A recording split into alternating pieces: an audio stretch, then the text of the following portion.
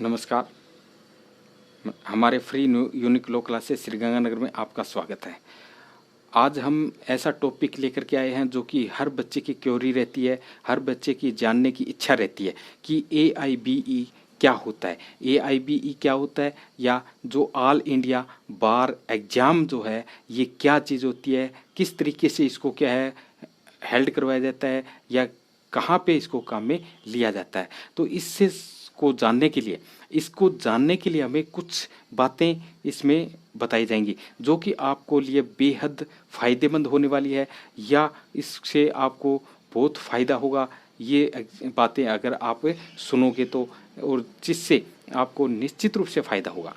तो सबसे पहली बात तो इसमें ये ध्यान रखनी है कि जैसे ही कोई भी स्टूडेंट है वो एग्ज़ाम पास कर लेता है LLB का, कि LLB पास आउट हो जाता है, तो उसको क्या है एक यानी इनरोल्ड करवाना होता है कि जो काउंसिल ऑफ स्टेट है, बार काउंसिल ऑफ स्टेट में क्या है उसको इनरोल्ड करवाना पड़ता है। उसको इनरोल्ड होने के बाद में 2 ईयर के अंदर अंदर उसको क्या है AIBE का एग्ज़ाम पास करना होता है। उस एग्ज़ाम को पास करने के लिए उसमें क्या प्रोविज़न बना रखा है कि 40% जो स्टूडेंट है, जो बच्चा है उसमें नंबर ले आता है तो उसको पास माना जाता है।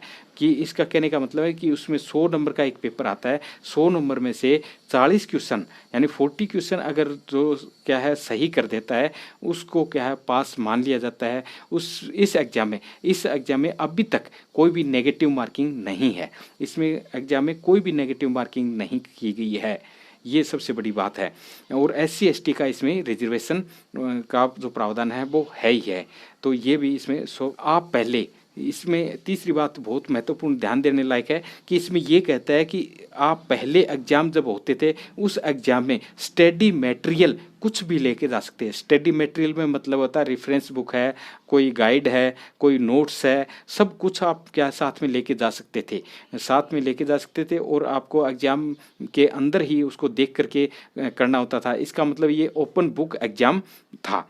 अब भी ओपन बुक एग्ज़ाम ही है। अगली जो बात है ये कहने जा रहा हूँ, मैं आपको बता रहा हूँ स्पेशली कि जो अब भी ओपन बुक एग्ज़ाम ही है, लेकिन जो अब 16वां यानी 15 AIB के एग्ज़ाम हो चुके हैं, अब जो अगला जो होगा वो 16वां एग्ज़ाम होगा। उस 16 एग्ज़ाम में कुछ क्या है रिस्ट्रिक्शन या प्रतिबंध लगा दिए गए हैं। उसमें क्या लिखा गया है कि अब कोई भी आप नोट्स, रेफरेंस बुक कुछ नहीं लेके जा सकते, सिर्फ ओनली फॉर यानी डायरेक्ट आप लेके जाओगे, ओनली फॉर आप क्या है डायरेक्ट ही लेकर के जा सकते हो। उसमें भी क्या रिस्ट्रिक्शन है, उसमें भी ये रिस्ट्रिक्शन है कि विदाउट नोट्स यानी उस डायरेक्ट में कुछ लिखा हुआ नहीं होना चाहिए।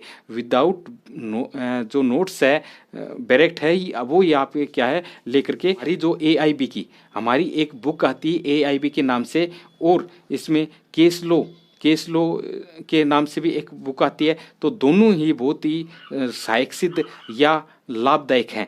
इसमें AIB के नाम से जो बुक आती है उसमें तो यानी जो 2014 में जो एग्ज़ाम हुआ था उसका, और जो 15 में जो एग्ज़ाम हुए हैं उसके अगर आप क्रॉस चेक करोगे तो काफ़ी क्वेश्चन है उसी गाइड से पढ़े हुए हैं। तो इसलिए क्या है उसको अगर AIBE के लिए आप क्या है पढ़ोगे तो आपको बेनिफिट निश्चित रूप से होगा।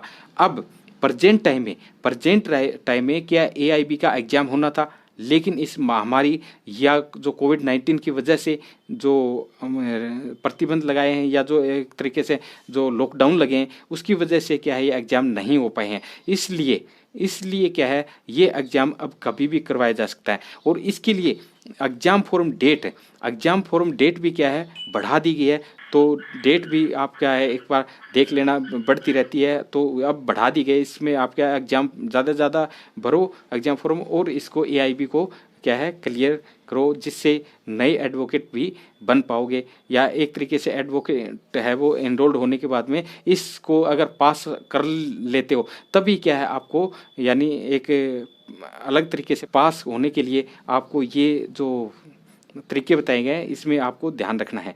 तो ये अगर आप लोगों के लिए फ़ायदेमंद हो, लाभदायक हो, तो आप क्या इसको ज़्यादा से ज़्यादा इस वीडियो को शेयर करना और अपने जो संबंधी है, मित्र हैं, दोस्त हैं उन तक पहुँचे जो कि इसके बारे में नॉलेज मिल सके।